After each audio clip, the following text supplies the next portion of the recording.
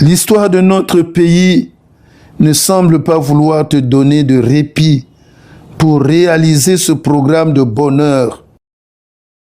Telle une mer en furie, la nation congolaise a presque toujours été agitée par des vagues de malheur. Guerre civile, chômage des jeunes, misère des retraités, dégradation continue des systèmes scolaires et sanitaires, taux de mortalité infantile, maternelle et sénile, déliquescence morale et tant d'autres maux.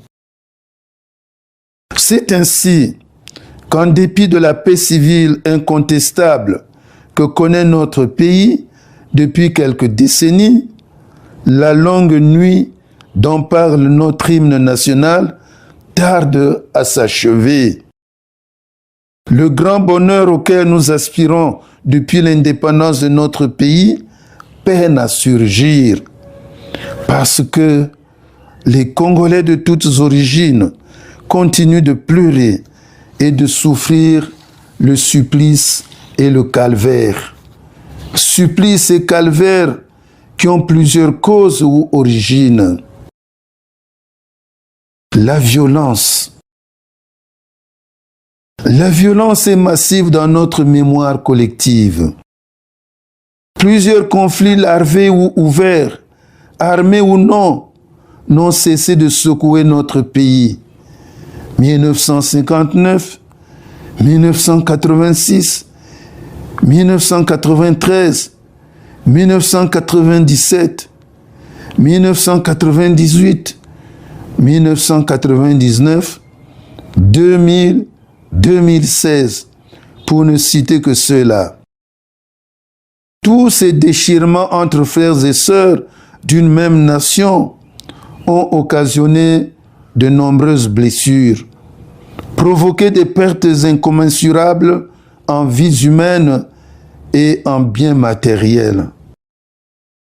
Je peux dire que jusqu'à ce jour, la nation congolaise ne s'est pas encore relevée des cendres de ces nouveaux feux qui l'ont dévoré et qui continuent de brouiller l'horizon de son avenir. D'aucuns semblent reconnaître au Congo, notre pays, une prédilection à l'instabilité, à la haine entre fils et filles d'un même pays, à la fatalité du perpétuel recommencement des mêmes fautes et des mêmes erreurs. Et pourtant, quitter ces chemins de malheur demeure un projet possible pour les Congolais. C'est ma conviction la plus profonde. C'est le désir le plus ardent de notre Dieu qui ne veut pour le peuple congolais qu'une seule chose, la paix. J'écoute que dira le Seigneur. Ce qu'il dit, c'est la paix pour son peuple et ses fidèles. Oui, un Congo pacifié et uni est possible. C'était d'ailleurs le désir des pères fondateurs de notre nation, merveilleusement exprimé dans notre hymne national. Chantons tous avec ivresse le chant de la liberté. Mais l'accomplissement d'un tel projet ne saurait advenir comme par enchantement. Il doit être voulu par tous, ce qui suppose que nous y travaillions en apprenant patiemment à nous défaire de la haine et de la jalousie, du mensonge et de l'égoïsme, de la corruption et de l'impunité. Les Saintes Écritures, qui contiennent de nombreux récits rapportant la violence humaine, nous enseignent surtout comment la vaincre par le dialogue, le pardon, la réconciliation et la douceur, confèrent les béatitudes. Ce n'est pas un hasard si le premier chant du psautier déclare « Le Seigneur bénit le chemin des justes, mais celui des méchants et des violents, il l'efface et le condamnent à la perdition. Psaume 1. Que de seigneurs de guerre n'avons-nous pas connus dans ce pays, mais qui ont été eux-mêmes engloutis par la terre? Bannissons donc la violence du milieu de nous et vivons dans la paix. L'abandon de la jeunesse congolaise à elle-même. Notre jeunesse est aujourd'hui abandonnée à elle-même. Mais s'il est ainsi, c'est bien parce que la jeunesse n'est plus au centre de nos préoccupations ni de nos efforts en tant que société et en tant que nation. On peut le dire, ceux de nos enfants et jeunes qui réussissent encore de nos jours le doivent de plus au sacrifice de leurs parents, de leurs amis, plus qu'à la nation. Et pourtant, les Saintes Écritures nous invitent instamment à porter un regard bienveillant sur cette couche sensible de la société que constituent les enfants et les jeunes. Dans les évangiles, il nous est rapporté que Jésus se fâcha contre ses disciples qui tentaient de repousser des enfants qu'on lui présentait. Voici ce que Jésus déclara au sujet de cette couche sociale qui donna même un modèle aux adultes. Laissez venir à moi les petits enfants, ne les empêchez pas, car c'est à l'heure pareille qu'appartient le royaume des cieux. En vérité, je vous le dis, quiconque n'accueille pas le royaume de Dieu en petit enfant n'y entrera pas. Après avoir dit cela, il embrassait les enfants et les bénissait en leur imposant les mains. Déjà, dans l'Ancien Testament, les enfants étaient présentés comme signe de bénédiction et de richesse. Voici ce que déclare le psaume 127. À ce sujet, c'est l'héritage de Yahvé que d'avoir des fils. Une récompense, le fruit des entrailles.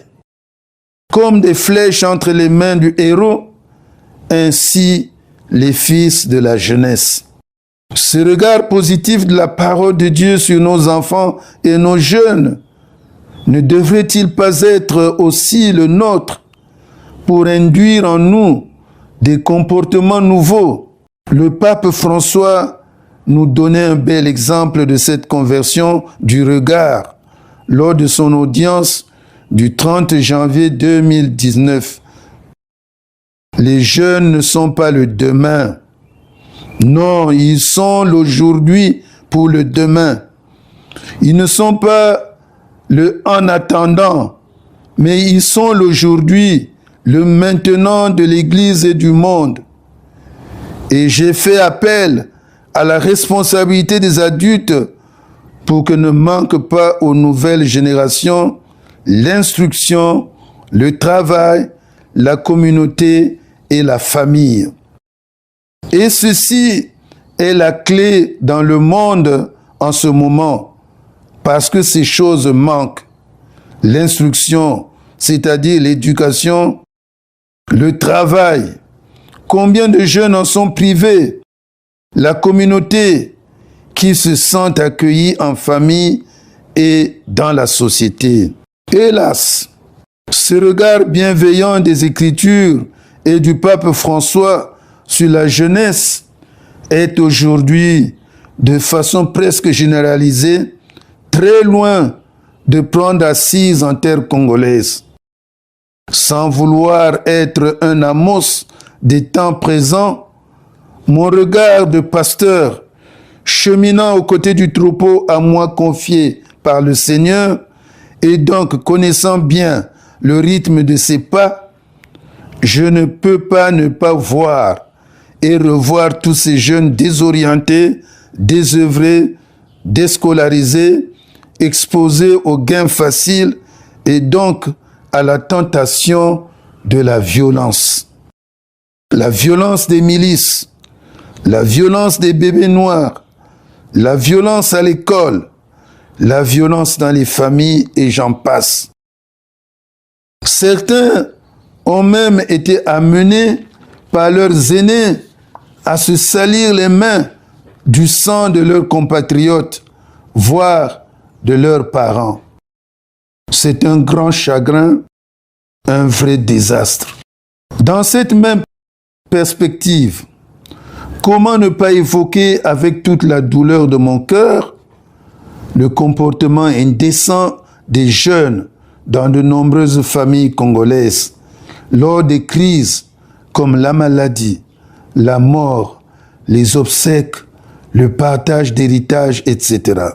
Les persécutions et les chasses aux sorciers, les règlements de comptes et expropriations, la dureté et la vulgarité du langage, les danses funèbres, voire funestes, les chants obscènes durant les veillées, sans oublier la consommation abusive des drogues et d'alcool fort, parfois frelatés, pour ne citer que ces quelques exemples de dérapage à la mode chez nos jeunes.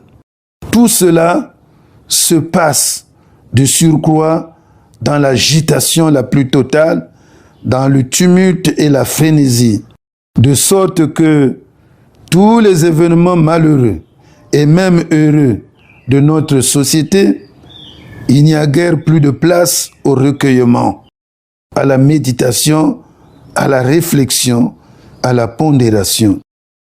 Et n'allez surtout pas vous attendre à ce que les jeunes viennent lors des deuils consoler celle ou celui qui est éprouvé.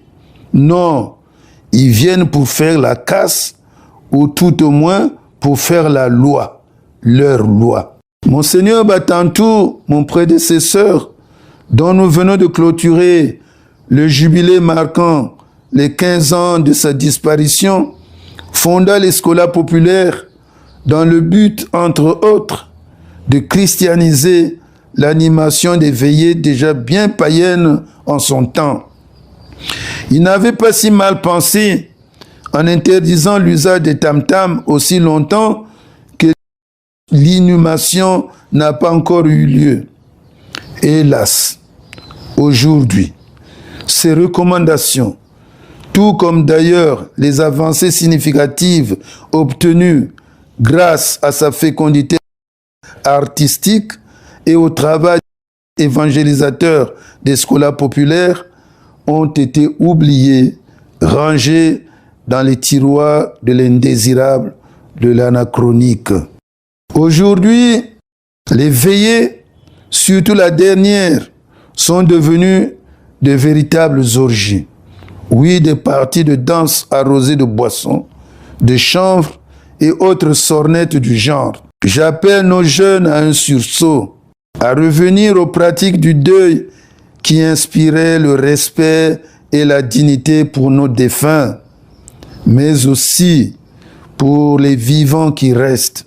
Pour ceux qui ne le savent pas, nos pratiques d'aujourd'hui ne sont pas en conformité ni avec la foi dans l'au-delà hérité de nos ancêtres, ni avec notre foi chrétienne. Ces pratiques indécentes n'ont donc aucun fondement, pas dans notre culture bantoue, pas dans la foi au Christ non plus. Et non, dès lors qu'un seul mérite, celui de faire du Congolais moderne un être biscornu, sans valeur, sans respect, ni pour les vivants, ni pour les morts.